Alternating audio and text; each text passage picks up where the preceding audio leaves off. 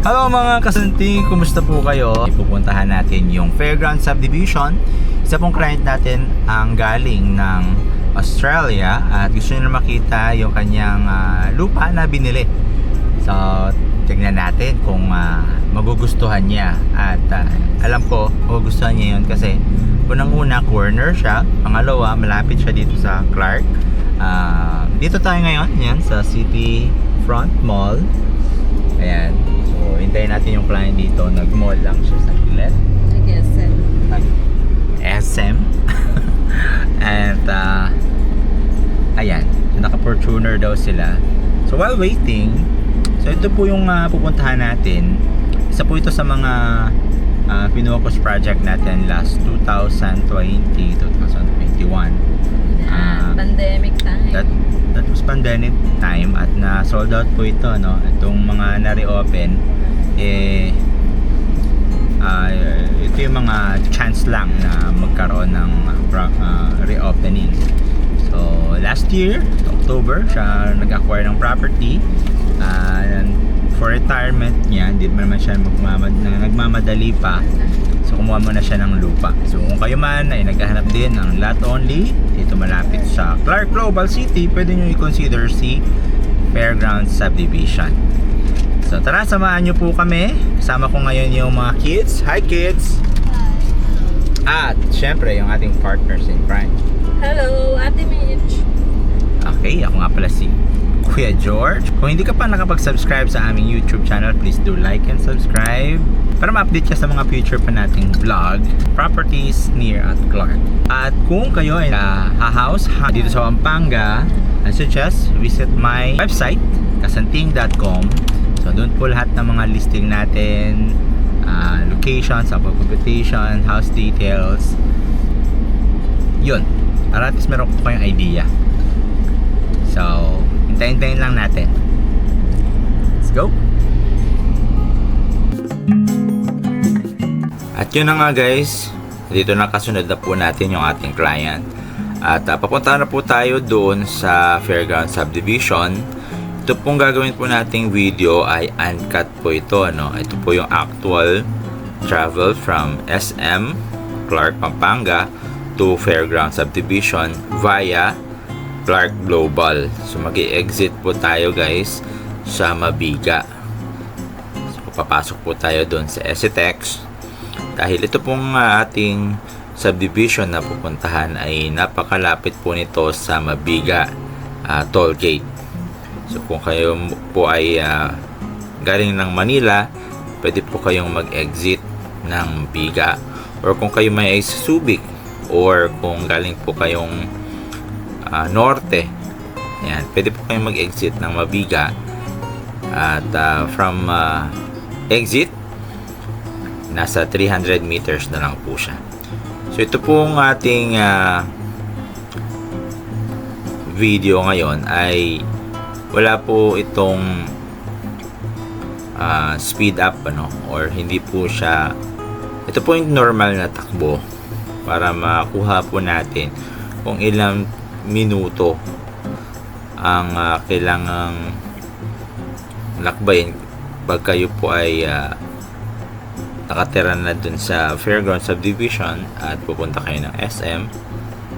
So pwede po kayong mag MacArthur Highway, pero kung may sasakyan po kayo, ito po yung isa sa mga easiest way po natin dahil napaka-convenient po.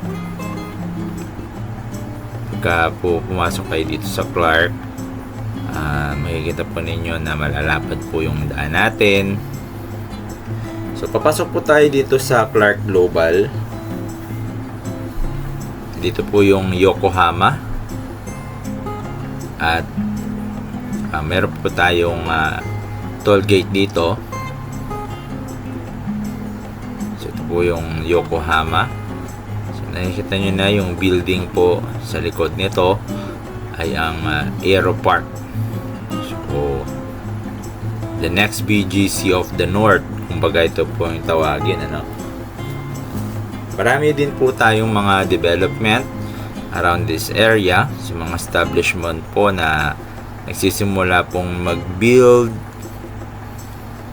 at gusto po nilang invest po dito. So ito po, in the future, panoorin po natin itong video na to, dahil in the next 10 years or 5 years, magbabago po itong ating makikita. So ito pong Clark Hotel, yan pong building na po na yan, nakikita po ninyo. Bago po yan, no? Kakatayo lang po niyan.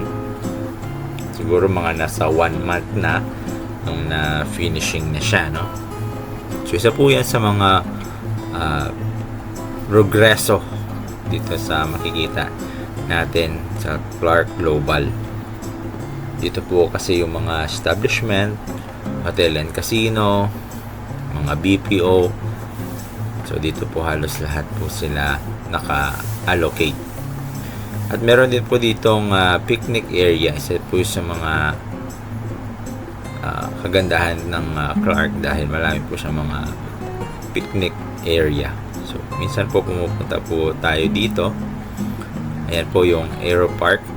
At dyan na rin po yung Medical City Clark. Ayan po sa likod ng mga building na yan. At kung makikita po ninyo, meron po tayo sa may Petron sa bandang right side natin. Sa likod po niyan, yan po yung picnic ground. So marami pong pumupunta dyan, magpahangin. So pag didiretsuhin pa po niyan, ay yan po yung toll gate papuntang Subic.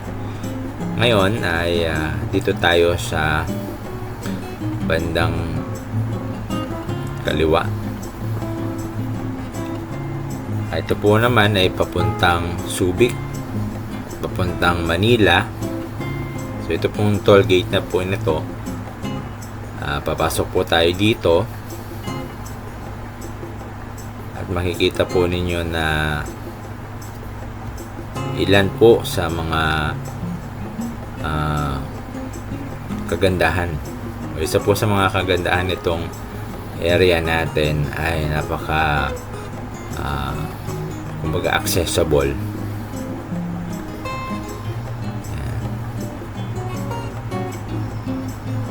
Yung toll gate po natin dito 6 pesos lang mula dito hanggang exit na. So may balak kang pumasyal or magpa-check up dyan po sa Clark Medical, ayan, napaka-accessible. So ayan po, ito na po tayo sa EasyTex.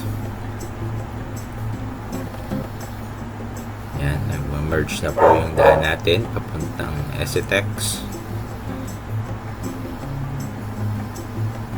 Ayan, so going ano po ito, no?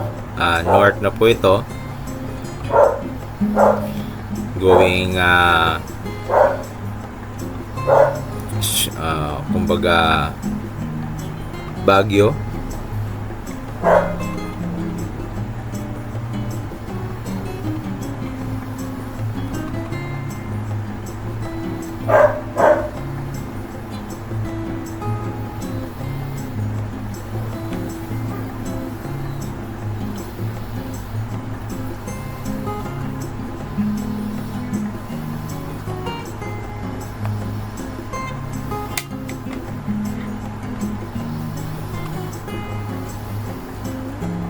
Ano, makikita po ninyo yung signage natin.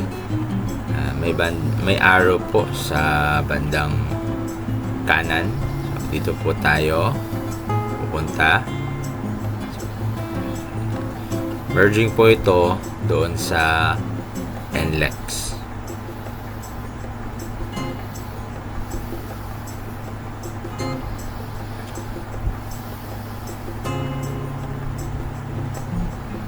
Napakaganda po nung ating daan.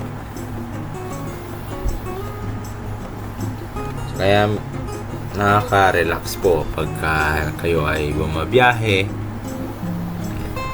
So nakikita po ninyo sa bandang kanan po natin yung ginagawa pong railway station po dito. So dalawa po. Meron tayong railway station na ilalagay sa SM Clark mismo. So magkakaroon din po ng mga terminal doon So malaki pong project. At sa airport din po yung station na gagawin. So underpass po yun or subway station. So kung didiretsuhin po natin yung sa kabila po, no, na lane, yun po papuntang NLEX going Manila po yan. So dito po na part, magi-exit na po tayo dito. So ito yun po yung Mabiga exit. Ayan. So 6 pesos lang po yan mula dun sa toll gate ng Clark. So baba po tayo dito, makikita po natin yung MacArthur Highway. Ayan. So dyan na rin po yung Mary Help. Makikita po ninyo yung kulay blue na yan. Yan po yung Mary Help School for the girls. At nandyan po yung ating St. Raphael Church or Raphael Church. Meron din tayong Raphael Hospital, St. Rap Hospital. Diretso lang po ito. At yung SM Hypermarket. So ito na po yung MacArthur Highway. So kung going Manila, pwede pong pumasok po dyan sa tollgate ng Mabiga. So mula po dito, nasa 300 meters na lang po yung location po nito papunta doon sa ating subdivision. So makikita po ninyo na 6 lane po ang daan. Maluwag po siya. At ito na po yung Mabiga. So Barangay Mabiga, Mabalacat City. Makikita po ninyo na may mga establishment po dito. Ayan, yung mga landmark natin.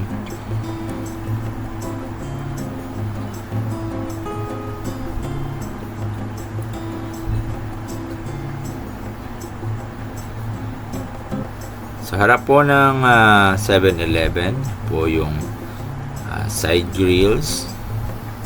Liliko po tayong kanan. Sa kanan po, may makikita po kayong GR Bank. Diyan po tayo liliko. Yan, kung may makikita po kayong ayan, Western Union. So, diyan po tayo dadaan. Yan po yung Mawake Road. Yan, 24/7 din po ang transportation dito. So, meron po tayong TODA. So, pwede po kayong magsakay ng jeep. Tapos baba po dito and then sasakay po ng TODA or yung tricycle going dun sa subdivision. Madadaanan lang po kasi siya. So along the way may mga subdivision tayong mga madadaanan dito. Ayan, yung Mirus. So ito naman yung Mabiga Barangay Hall. Nakita po nyo sa bandang kanan. At may mga subdivision po tayo dito na madadaanan. Ito po ay sold out na, no? 6 years ago itong subdivision na to. At kagandahan po dito, may mga commercial po siya sa bungad. So isa po dito sa mga advantage. Kung may mga pangangailangan kayo, pwede nyo bilhin dyan. So may mga resort po dito na malapit. Ayan po, yung Green Park Resort. And meron din tayong mga school po dito, no? Yung private school, Bombay. Ayan, madadaanan na din po natin.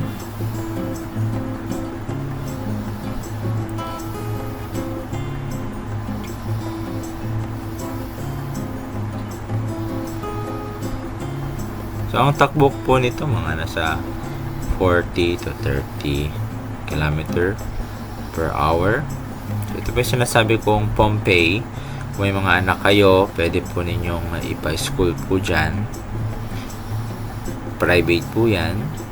At kapag po sila yung mag-senior high na, harap po tayo, pili po kayo, Don Bosco or Mary Help. So, dito na rin po yung Brentwood. Madadaanan na rin po natin dito. Sister company po ito ng ating Fairground Subdivision. So, kung gusto nyo yung mga mga malalaking cut ng lupa, pwede po tayo dyan sa Brentwood. Pero ngayon, dito muna tayo sa fairgrounds since may client tayo. Gusto makita yung kanyang unit o yung kanyang bahay. So dito po, ayan, dito na po tayo. So makikita po ninyo na nasa wala mang 15 minutes, ano. So kung bibilangin po natin yung waiting period natin na mga nasa 4 minutes. So yan po yung landmark. Hindi na po kayo dadaan or lalagpas dun sa tulay. Yan po yung tulay and legs po yan. So dito lang po kayo sa may left side. So yan po ang ating guard. Okay. So, present nyo lang yung identification. Ayan. And then, ang kagandaan po dito sa subdivision na to, meron siyang nakalocate for walking path or jogging path, no? So, ang total po niyan is nasa 18 meters wide. Then, meron na siya mga puno na naka-tanim na, no? Doon sa mismong jogging path. At may community na rin po dito. May mga naka-tira na. So, ito po yung kanilang amenities. So, may swimming pool po yan. Operational na po siya. At may bakod din siya, no? Para sa homeowners. Ayan. So, ito po yung mga bachelor tayo. Itong pong part na to is mga lot only naman. So, yung mga part na house and lot, ito naman po na area na is lot only. So, kaya po iba yung design na pwede nyo ipatayo. Depende po talaga sa kung ano gusto nyo. So, dito na po tayo. Ito na po yung lupa na nabili ng ating kliyente. Ano? Ito po ang corner lot. So, nasa 208 square meter po yung kanyang nabili. Ano? So, okay. Sineset up lang po namin. Yan. Ito po sila. Kasama po nila yung kanilang family. So, first time niya po itong makita. Yung mother lang po niya yung nakapag-transact. So, po.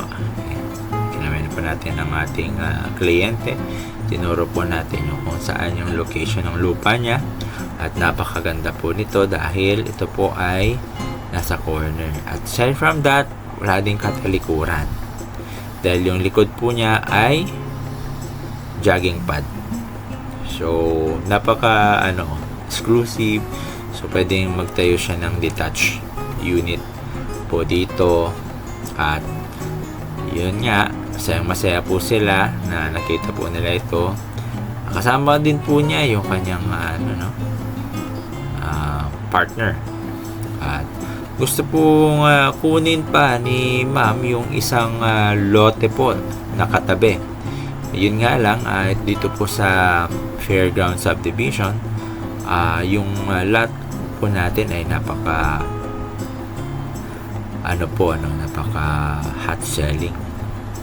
So, wala na po tayong available po dito. May mga nare-reopen po. Ngayon, nare-reopen po ngayon. Nasa 154 square meter lot area. So, kung kayo man po ay nakapanood po nito, 1 week, 1 month, or 1 year. So, tawagan nyo lang po ako sa number ko sa baba para ma-update po natin sa inventory kung available or kung ano may mga available or may mga open po tayo. So, nag-iisip-isip na si ma'am kung ano yung ilalagay niya dito, no? At kagandahan po niyan, may puno. At shoutout na rin tayo sa client natin, si Ma'am Marie Chris. Ito po yung kanyang katabi, client din po natin, si Ma'am Marie Chris. Yan, nasa Dubai ngayon. Working po siya. At itong client po natin ay nakadalawa ng lote po dito na nakakuha sa fairground. So, lahat po fully paid na. At binayaran po niya tigo 1 year lang. So, isa po yan sa mga investment po ng ating client na si Ma'am Marie Chris. Kitali. After po na nakita nila yung lote, kailangan po namin puntahan yung office para sa mga signature na kailangan. At yun na nga mga kasanting, yung ating virtual tour ngayon dito sa Fairground Subdivision. So ito po yung office po nila. Kakatapos lang po ng aming transaction. Ito pong client natin ay nung nag-reserve, nasa Australia po siya. So yung mother po niya yung nag-transact. So ngayon, nandito na siya. Natuwa naman po siya dahil yun, worth it. So maraming po salamat sa aming or sa inyong panonood sa aming vlog. Muli, ako nga pala si Kuya George sa Makatangay Realty. At si Ate Mitch! nagsasabing dream home you deserve, people you deserve. Bye! And also guys, don't forget to like and subscribe to our YouTube channel Kasanting and visit our website kasanting.com for more details, more property, more listing, especially near at Clark Property. My iPad. Can't stop it. Bye bye!